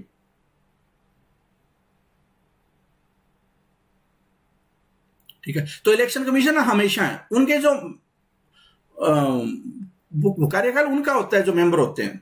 ठीक है, और 25 जनवरी 1950 को, यह भी पिछले सेशन में आया था, इसका गठन हुआ था, मतलब इस्टेब्लिशमेंट हुआ था इलेक्शन कमीशन का। बहुत इंपॉर्टेंट है, परमानेंट कॉन्स्टिट्यूशनल बॉडी है, और 25 जनवरी 1950 को ये इसका गठन हुआ था, तो याद रखना इसको। अगला क्वेश्चन पे आ जाइए। Consider the following statement regarding renaming of states in India. अब देखो फिर आ गया रीनेमिंग। अब कई बच्चे क्या, लेजिस्लेटिव काउंसिल है ना, उसमें जो प्रोविजन थे और रीनेमिंग ऑफ स्टेट उसके जो प्रोविजन हो उसमें मिक्सअप कर देते हैं, तो इसलिए दो अलग अलग मुद्दे हैं, इसको आपको मिक्स नहीं करना है। लेजिस्लेटिव काउंसिल का बनाने का अप्रोच और रीनेमिंग ऑफ स्टेट है, इसको दूर रखें, इसमें कोई खिचड़ी ना बनाएं। ठीक है, तो पढ़िए क्या है। Consider the following statement regarding renaming of states in India, कि नाम आपको रखना है, चेंज करना है। जैसे कि पंजाब कुछ और रखना चाहें, राजस्थान का कुछ, हरियाणा का है कुछ और रखना चाहें, ठीक है, मैसूर का कर्नाटक करना चाहें, तो रीनेमिंग ऑफ स्टेट है वो कैसे हो सकती है। The procedure of renaming of state can be initiated by इधर द पार्लियामेंट और द स्टेट लेजिस्लेचर, मतलब राज्य की विधानसभा या पार्लियामेंट है, दोनों ही इनिशिएट कर सकती है प्रोसेस। रीनेम करने का प्रोसेस है वो इनिशिएट कर सकती है। क्या ये बात सही है? पहली स्टेटमेंट तो ये है। दूसरी स्टेटमेंट में आ जाइए कि article 3 lays down that a bill to alter the name of any state can be introduce in the parliament only with the prior recommendation of the president. Statement क्या बोल रहा है कि आर्टिकल 3 तो ये बोलता है कि अगर नाम चेंज करना है ना किसी राज्य का, तो पार्लियामेंट में बिल पेश हो सकता है, लेकिन रिकमेंडेशन होनी चाहिए only with the prior recommendation. ये ओनली जब वर्ड है ना, तो थोड़ा सा ध्यान रखना, आपके लिए खतरे की घंटी बज जाती है कि क्वेश्चन को समझने में स्पीड ज्यादा आपको चाहिएगी। With the prior recommendation of the president की पूर्व अनुमति से पार्लियामेंट में आ सकता है, इंट्रोड्यूस किया जा सकता है। ठीक है, after recommending the bill to alter the name of any state to the parliament, after recommending the bill to alter the name of any state of the parliament, the president has to refer the same to the state legislature concerned for the expressing its view within a specific period। बहुत ही important line है। क्या है इसमें? Line में लिखा हुआ है कि पार्लियामेंट में बिल को रिकमेंड करने के बाद में, पार्लियामेंट के लिए बिल को रिकमेंड कर दिया, उसके बाद प्रेसिडेंट है वो स्टेट लेजिस्लेचर के लिए उसको रेफर करेंगे कि वो एक विद इन स्पेसिफिक पीरियड में उस पर अपना ओपिनियन दे। तो आपको बताना है कि कौन से इसमें करेक्ट है। ठीक है, देखो पहली स्टेटमेंट बिल्कुल करेक्ट है। पार्लियामेंट में स्टार्ट हो सकता है और स्टेट लेजिस्लेचर में स्टार्ट हो सकता है। ठीक है, पहली स्टेटमेंट तो ये है। अब दूसरी आइए, ये स्टेटमेंट करेक्ट है। दूसरी देखिए कि आर्टिकल 3 है वो ये बताता है कि पार्लियामेंट में a bill to alter the name of any state can be introduce in the parliament only with the prior recommendation of the president. Parliament में तभी आएगी जब प्रेसिडेंट बोलेंगे, तो ये भी स्टेटमेंट करेक्ट है।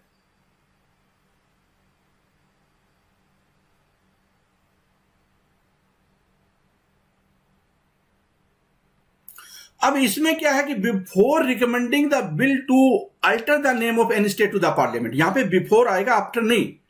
तो प्रेसिडेंट है, पहले क्या करेंगे, प्रेसिडेंट है उसको राज्य की जो स्टेट लेजिस्लेचर उसको भेजेंगे अपना ओपिनियन देने के लिए, जैसे वो आएगा फिर रिकमेंड करेंगे पार्लियामेंट के लिए। तो ये बात होती है। तो आंसर क्या होगा इसका? आंसर हो जाएगा इसका सी आंसर है। ठीक है, इसका सी आंसर है। आप इसको अगर पूरा पढ़ना चाहते हैं एक इसको जैसे लिखा हुआ है संविधान में, तो आप उसको देख सकते हैं कि renaming of state requires parliamentary approval under article 3 and 4 of the constitution. Bill for renaming A state may be introduce in the parliament on the recommendation of the president. ठीक है, may be introduce in the parliament on the recommendation of the president. Before introducing the bill the president shell send the before introduction of the bill, the president shall send the bill to the respective state assembly for expressing their views within a stipulated time. View of the state assembly are not binding neither on the president nor on the parliament. Parliament में तो तब आएगा जब पहले वो वहां से एक बार ओपिनियन आ जाए उनका। हालांकि उनका ओपिनियन आ गया स्टेट असेंबली का, वो बाध्य नहीं है, प्रेसिडेंट के लिए भी नहीं और पार्लियामेंट के लिए नहीं है। ठीक है, तो ये जो लाइन है वो तीसरी गड़बड़ कर बैठे। फिर आगे आ जाता है कि on the expiry of the period the bill will be sent to the parliament for deliberation. The bill in order to take force of a law must be pass by simple majority. Simple majority से भी pass हो गया तो मान लिया जाएगा। Bill is sent for approval, president के approval के पास जाएगा और वहां पर बनकर ये नाम चेंज हो जाएगा। तो इसको एक बार दोबारा भी पढ़ सकते हैं आप, अपने नोट्स में गूगल सर्च कर सकते हैं, इसको भी दोबारा पढ़ सकते हैं। ठीक है, जिससे कि उस क्वेश्चन का आंसर देने में आपको मदद मिले।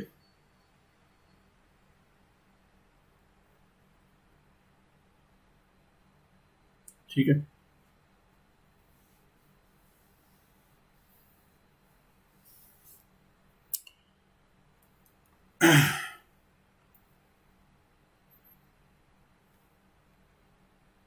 अगला क्वेश्चन देखिए क्या दिया हुआ है।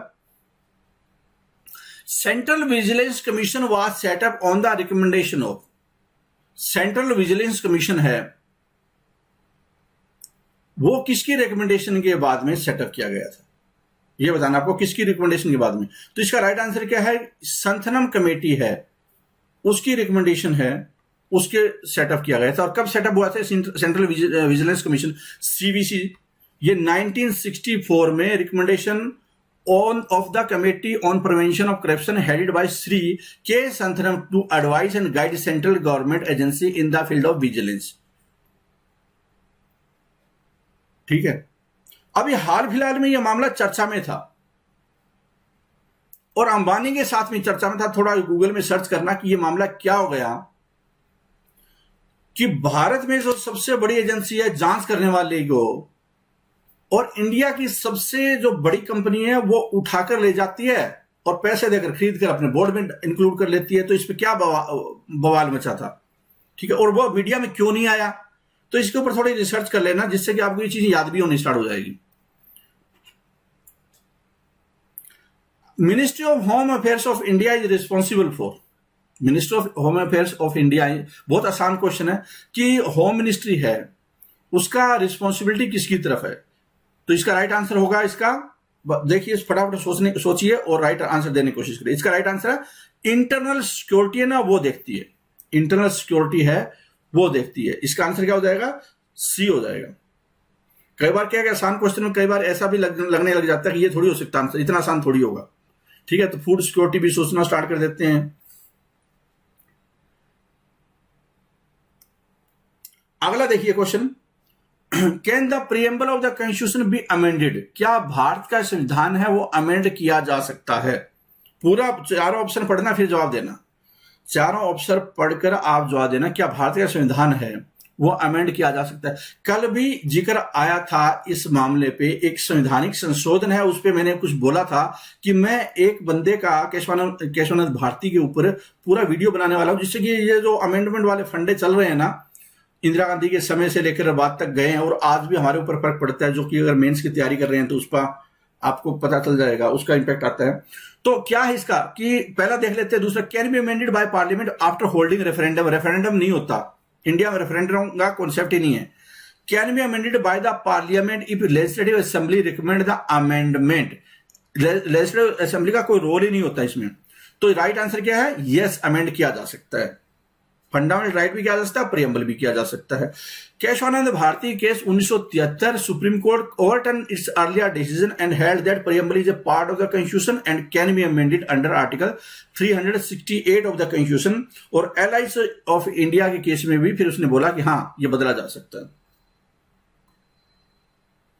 ठीक, अगला क्वेश्चन आ जाता है, dowry prohibition act was enacted इन, क्या है, dowry prohibition act was enacted इन, दहेज विरोधी जो कानून है, दहेज प्रतिषेध या निषेध वाला अधिनियम है, वो कब बनाया गया था, वो कब, क्या हाल फिलहाल में बनाया गया था या बहुत पुराना है ये, क्या है बहुत पुराना है। तो इसका राइट आंसर क्या होगा, 1961 में, 1961 में बनाया गया था। राइट आंसर क्या है इसका, सी है इसका राइट आंसर। ठीक है, तो इसमें कोई प्रॉपर्टी देता है या गुड्स का एक्सचेंज होता है या मनी का एक्सचेंज होता है, आइदर पार्टी, लड़का, देखो जैसे कि नॉर्थ इंडिया में या हरियाणा पंजाब इसकी तरफ क्या है कि लड़के वाले दहेज देते हैं लड़की वालों को, ये सारे इंडिया में ऐसा नहीं, उल्टा भी है। नॉर्थ ईस्ट में क्या है कि लड़की वालों को भी कहीं ना कहीं देना पड़ जाता है। तो कई एक ऐसे राज्य हैं जहां उल्टा भी है, जहां पे कि जैसे कुछ ज्यादातर यहाँ पे क्या है कि पुरुष प्रधान समाज है, लेकिन महिला प्रधान समाज भी इंडिया में है। ठीक है, जो ज्यादा मॉडर्न भी बोला जाता है, जो उस साइड का एरिया है ना नॉर्थ ईस्ट में। क्योंकि एक क्वेश्चन में आया था यहाँ इसी सेशन में, मैंने पूछा था कि बताओ इंग्लिश वहां की किसकी ऑफिशियल लैंग्वेज है, ऐसा क्वेश्चन भी था। चलो अगला क्वेश्चन आओ, the consumer protection act was passed in the year. Consumer protection act है वो पास हुआ, वो किस साल में हुआ था, वो किस साल में हुआ था, ये आपको बताना है। ठीक है, तो इसका राइट आंसर क्या है? इसका राइट आंसर है ये, और ये याद रखना है 1986 में ये पास हुआ है। उसके बाद क्या है कि इसमें संवैधानिक संशोधन भी हुआ है। ये संवैधानिक ये इसको एक्ट में चेंज किया गया, संवैधानिक नहीं, स्टैट्यूटरी अमेंडमेंट हुआ है। It is replaced by the consumer protection act 2019। तो उसके थोड़े फीचर आप गूगल में सर्च जरूर कर सकते हैं। ठीक है, name the lower house of parliament of Russia. Russia की जो लोअर हाउस है उसको क्या बोला जाता है? उसको क्या बोला जाता है रशिया की लोअर हाउस को? तो इसका राइट आंसर क्या है? जैसे हमारी यहां पे लोकसभा है तो वहां पे उनकी डूमा है। ठीक है, डूमा है which is the lower house, and the federal council है उनकी, वो अपर हाउस है। फेडरल काउंसिल है, अपर हाउस है, और मॉस्को में दोनों। तो इसका मतलब ये समझ में आ गया कि पार्लियामेंट है, उसके दो सदन हो गए। Rajya Sabha has equal powers with Lok Sabha in. Rajya Sabha के पास में कई मामलों में देखो, ज्यादातर केसेस में लोकसभा के पास पावर ज्यादा होती है, मतलब लोकसभा ज्यादा स्ट्रॉन्ग है, लेकिन राज्यसभा कई मामलों में इक्वल है, और कुछ मामलों में क्या है कि राज्यसभा के पास पावर ज्यादा है। तो राज्यसभा है वो इक्वल है। निम्नलिखित में से जो दिया हुआ आपको, वो किन मामलों में, निम्नलिखित किन मामलों में ये आपको बताना है। तो क्या है? All India services, amendment act, diplomacy या फाइनेंस। तो इसका राइट आंसर क्या हो जाएगा? Amendment act. ठीक है ना, अमेंडमेंट एक्ट है, उसमें दोनों के पास में बराबर पावर है, दोनों पास में बराबर पावर है। ठीक है, और किस तरह का अमेंडमेंट? जैसे कि इंपीचमेंट करना है, प्रेसिडेंट को हटाना है, वाइस प्रेसिडेंट को हटाना है, संवैधानिक संशोधन लाने हैं, जज को हटाना है, हाई कोर्ट को हटाने हैं, या all India in matter of creating all India service, Rajya Sabha enjoys special power. Rajya Sabha के पास ऑल इंडिया सर्विसेज में ज्यादा पावर, और पीछे भी ये क्वेश्चन हमने डिस्कस किया था। ठीक है, विच of the following is not a condition for becoming a citizen of India. Bharat का नागरिक बनने के लिए कोई कंडीशन नहीं है। क्या नहीं है कंडीशन?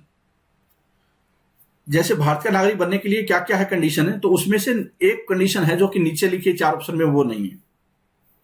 ठीक है, तो वो आपको बताना क्या कंडीशन नहीं है। वो अगर कोई जन्म से हो तो वो भारत का नागरिक होगा, ये ठीक है। नेचुरलाइजेशन से भी सिटीजनशिप एक्वायर की जा सकती है, ये भी ठीक है। डिसेंट से मतलब परदादार दादार, वो वाला सिस्टम भी है। लेकिन प्रॉपर्टी एक्वायर करने से ये नहीं हो सकता कि उसको सिटीजनशिप मिल जाए। ठीक है, तो ये आंसर, ये बी इसका गलत हो गया। बी इसका आंसर होगा। ठीक है, कि birth, descent, registration and naturalisation, ये 4 तरीके हैं। इसके अलावा अगर कोई है तो वो कोई तरीका नहीं है सिटीजनशिप का लेने का। The first hour of every parliament sitting in India is slotted for. Parliament की जो मीटिंग होती है, सिटिंग होती है, उसके लिए पहला घंटा है, पहला समय है, पहला काल है, वो किसको, उसको क्या बोलते हैं? उसको क्या बोलते हैं? ठीक है, तो इसका राइट आंसर क्या है? जिसको बोलते हैं प्रश्नकाल। क्वेश्चन पूछे जाते हैं, इसमें क्वेश्चन पूछे जाते हैं। जो 0 ओवर की बात तो आई थी ना कि वो शाम के टाइम होता है, जो पहले क्वेश्चन आ चुके हैं 0 ओवर वाला। ठीक है, तो क्वेश्चन आवर है वो पहला घंटा होता है आमतौर पे, और इसमें क्या होता है कि क्वेश्चन पूछे जाते हैं मंत्रियों द्वारा, आंसर होता है, क्वेश्चन आंसर के होते हैं। क्वेश्चन क्या है? 3 टाइप के हो सकते हैं। स्टार्ट क्वेश्चन हो सकते हैं, अनस्टार्ट क्वेश्चन हो सकते हैं, शॉर्ट नोटिस क्वेश्चन हो सकते हैं। ठीक है, अगले क्वेश्चन पे आ जाते हैं कि the mutual delegation of executive power between centre and state can not occur. Mutual delegation of executive power between centre and state can not occur, मतलब कि कुछ पावर होती है राज्य की, जो सेंटर की पावर होती है वो राज्यों को दी जा सकती है। स्टेट की पावर है, एग्जीक्यूटिव पावर की बात हो रही है यहां पे, जो प्रशासन से रिलेटेड होती है। ठीक है, वो राज्य डेलीगेट कर सकता है, मतलब एक दूसरे के साथ म्यूचुअल अंडरस्टैंडिंग से काम चलता है। स्टेट सेंटर रिलेशंस है, उसकी बात कर रहे हैं हम लोग, और वहां पे स्टेट सेंटर रिलेशन है, वो एडमिनिस्ट्रेटिव रिलेशंस की बात हो रही है। ठीक है, तो उस केस में इसका आंसर क्या होगा? देखो, from centre to state through the president, ये अक्सर होता रहता है कि ये डेलीगेशन की जा सकती है power. State to centre through governor, कि राज्य अगर चाहता है कि हमारे मामलों में आप कुछ हमारी मतलब ये हेल्प कर दीजिए या हमारा ये काम कर दीजिए, तो गवर्नर के जरिए उनको बोला जा सकता है सेंटर को, तो ऐसा भी पॉसिबल है। Centre to state through parliament, parliament कानून बनाता है कई मामलों में, जो कि डेलीगेशन से रिलेटेड भी होता है। तो ये तो ज्यादातर केसेस में ही होगा, हमेशा के लिए भी ठीक है। ठीक है। चौथा है कि state to centre through state legislature, कि ऐसा नहीं हो सकता कि किसी राज्य की विधानसभा ने को कानून पास कर दिया और सेंटर है वो उसको मानना पड़े, मतलब पार्लियामेंट को मानना पड़ेगा, ऐसा नहीं है। मतलब कानून नहीं बनाया जा सकता, वो एग्जीक्यूटिव जो पावर है वो डेलीगेट की जा सकती है। तो डी है इसका आंसर होगा। कैनोट अक्कर का है ना, डी इसका आंसर हो जाएगा, मतलब ये नहीं हो सकता, डी इसका आंसर है। हो सकता है कुछ स्टूडेंट इस क्वेश्चन को ही नहीं समझ पाए हो, ऐसा भी हो सकता है। कुछ स्टूडेंट का अगर डीप थोड़ा ठीक ठाक पढ़ा हुआ इंडियन पॉलिटी तो समझ गए होंगे। ठीक है। अगला क्वेश्चन देखिए, in Indian parliament both the houses have को इक्वल पावर, कि भारतीय पार्लियामेंट में, भारतीय संसद में दोनों के पास में समान शक्तियां होती है। पहला ऑप्शन ये, upper house has more power than lower house, lower house has more power than upper house और नन ऑफ दीज। तो आपको इन जनरल बताना है कि पार्लियामेंट में ज्यादा मजबूत कौन सा है और क्यों है। ठीक, क्यों तो हमें देखेंगे इस पे। तो इसका राइट आंसर क्या होगा? इसका राइट आंसर है कि lower house has more power than upper house. ठीक है। ओवरऑल क्यों है कि जैसे जो आर्टिकल 110 है मनी बिल वाला, फिर फाइनेंस बिल में भी आर्टिकल 110(1) वाला, उसमें पार्लियामेंट में लोकसभा में ये बिल पास हो सकते हैं, बजट लोकसभा में पास हो सकते हैं, फाइनेंस बिल लोकसभा में पास हो सकता है 110(1) वाला, मतलब कैटेगरी 1। कैटेगरी 2 तो दोनों में होगा ना। ठीक है। फिर ज्वाइंट सिटिंग दोनों हाउसेस की हो सकती है। लोकसभा के ज्यादा मेंबर होते हैं तो इसलिए जीतने की संभावना वहां पे ज्यादा होती है। लोकसभा स्पीकर है एक किस्म से, उसको वो प्रेजाइड करता है। राज्यसभा है यहाँ पे वो सिर्फ बजट को डिस्कस ही कर सकता है, तो इसका मतलब काफी कम पावर है। जो सबसे महत्वपूर्ण पावर है कि लोकसभा से सरकार बनती है, अगर इसमें बहुमत नहीं हुआ तो सरकार ही चली जाएगी। ठीक है। इसके अलावा क्या होता है कि जो कई मोशन होते हैं वो लोकसभा में होते हैं। ठीक है। तो ये कुछ एक पावर है जो कि लोकसभा के पास ज्यादा है। आगे देखते हैं कि the state of Haryana was formed in, ये बहुत आसान सा क्वेश्चन है उन स्टूडेंट्स के लिए जो कि हरियाणा से संबंधित है। अब ऐसा तो नहीं है कि जो इस वीडियो को देख रहे हैं वो सारे हरियाणा से हो या हरियाणा के आसपास से हो। ठीक है। तो बताओ हरियाणा कब बना होगा? हरियाणा कब बना होगा? और इसमें अगर ये वीडियो देख रहे हैं वो जो नॉन हरियाणा वाले हैं वो इसका जवाब देंगे तो ज्यादा बेटर रहेगा।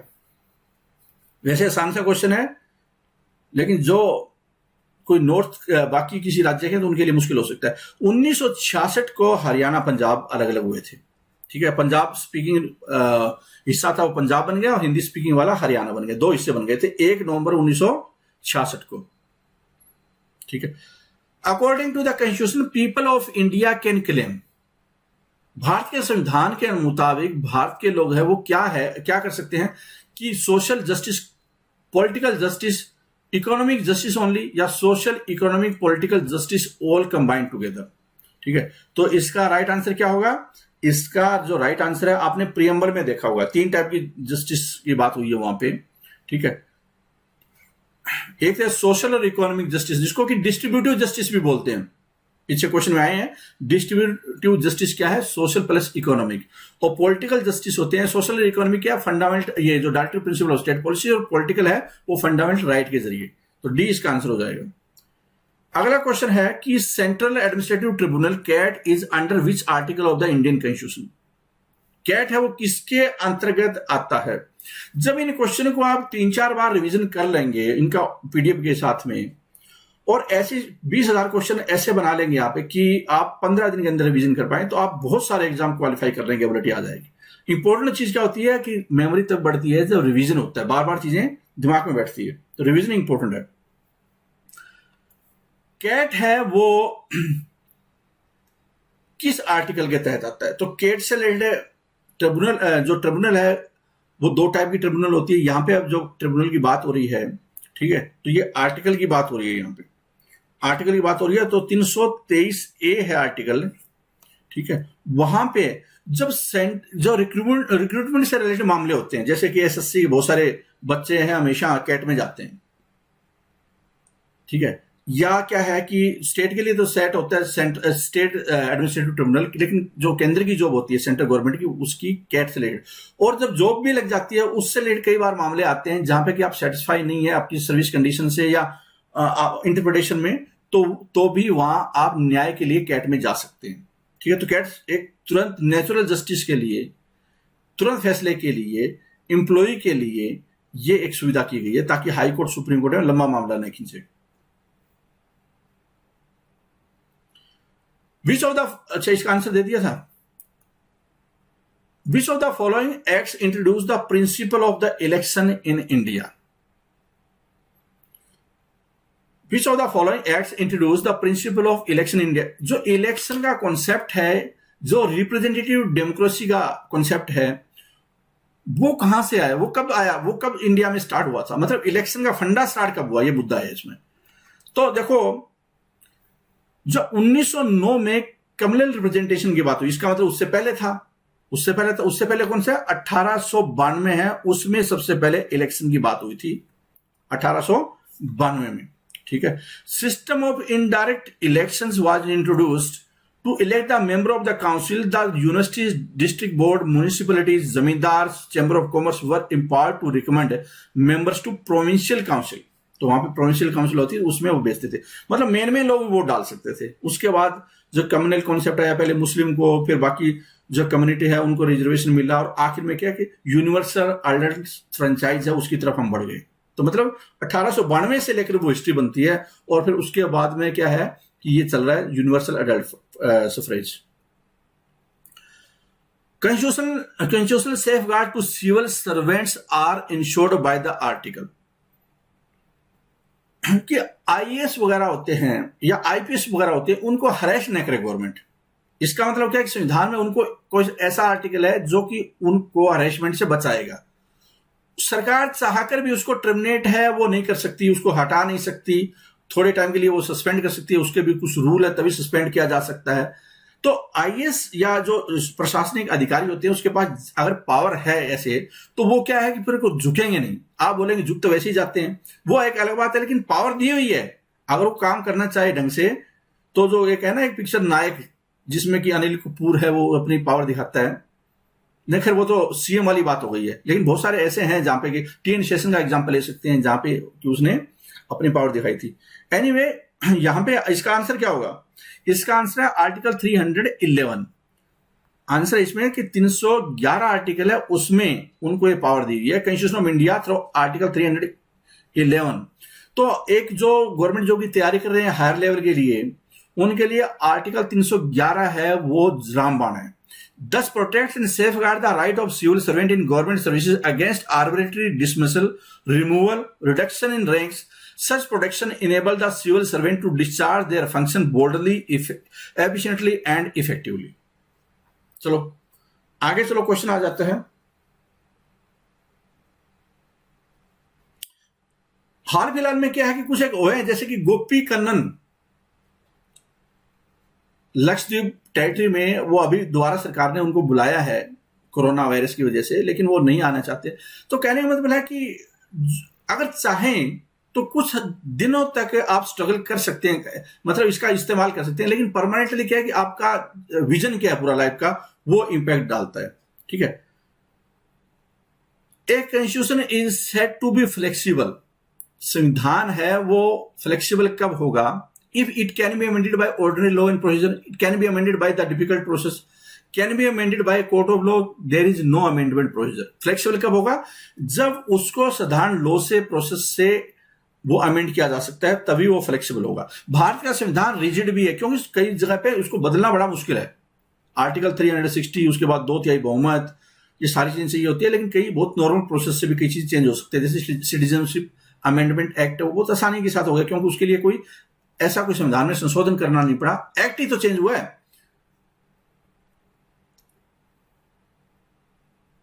Who among the following is or are not appointed by the president? निम्नलिखित में से प्रेसिडेंट द्वारा कौन है अपॉइंटमेंट नहीं किया जा सकता? अटॉर्नी जनरल ऑफ इंडिया, जजेस ऑफ सुप्रीम कोर्ट, जजेस of high court, advocate general. निम्नलिखित में से कौन है जो कि राष्ट्रपति द्वारा अपॉइंटमेंट नहीं किया जा सकता? ठीक है, तो राष्ट्रपति द्वारा अपॉइंटमेंट है वो, देखो ये सारी की सारी कॉन्स्टिट्यूशनल पोस्ट है, ये भी कॉन्स्टिट्यूशनल पोस्ट है, लेकिन एडवोकेट जनरल है वो गवर्नर द्वारा अपॉइंट किए जाते हैं। गवर्नर द्वारा राज्य का, जो ये क्या होता है, जैसे अटॉर्नी जनरल पूरे केंद्र में होता है लॉ ऑफिसर, वैसे अटॉर्नी जनरल राज्य का होता है, गवर्नर द्वारा अपॉइंट किया जाता है। जजेस ऑफ हाई कोर्ट है वो राष्ट्रपति द्वारा appointment on the recommend by the consultation process of governor. वहां पे गवर्नर का कंसल्टेशन प्रोसेस होता है और कोलेजियम की recommendation. The first national emergency declared in October 1962 lasted till October 1900, कब तक चली वो? मतलब 1962 में जो भारत और चाइना के बीच में युद्ध हुआ था, उसमें भारत की पोजीशन ठीक नहीं थी, तो उसके बाद 1965 में पाकिस्तान के साथ भी युद्ध हो गया। तो कहने का मतलब उस टाइम में इंडिया संकट के दौर से था। बताना आपको ये है, 2 प्राइम मिनिस्टर भी जा चुके थे इंडिया के, जवाहरलाल नेहरू भी 1964 और उसके बाद मोरारजी देसाई भी उस दौरान, ठीक है, 1966। तो आपको ये बताना है कि वो खत्म कब हुई थी। इसका राइट आंसर क्या है? 6 साल तक चली थी, ठीक है, 6 साल तक चली। तो राइट आंसर क्या है इसका? राइट आंसर है डी, 1968। देखो 26 अक्टूबर 1962 को ये इमरजेंसी लगी और 10 जनवरी 1966 तक कितना 12 68 तक 62 और 66 6 साल तक ये चली। और इस दौरान क्या है कि ये जो एक्सटर्नल एग्रेशन था, भारी देश का आक्रमण था, सिक्योरिटी भारत की खतरे में थी, इसलिए इमरजेंसी लगाई गई थी। पहली नेशनल इमरजेंसी ये थी, 3 बार लगी है, ठीक है। तो आज हमने इतने क्वेश्चन कर लिए हैं, 50 क्वेश्चन इस पर्टिकुलर सेशन में 50 क्वेश्चन किए हैं। आपको ये बताना है 50 में से आपके वास्तव में ईमानदारी के साथ बताओ कि कितने नंबर आए, कितने क्वेश्चन आपके करेक्ट है। अगर आपका स्कोर मुझे नहीं पता कितना आएगा, पहली बात तो क्या कि सारे क्वेश्चन समझ में आने चाहिए, तो इसका मतलब लेवल ठीक है ऑटोमेटिकली, क्योंकि ये क्वेश्चन का लेवल कहीं ना कहीं पूरे सेशन का ठीक ठाक लेवल है, ठीक है। तो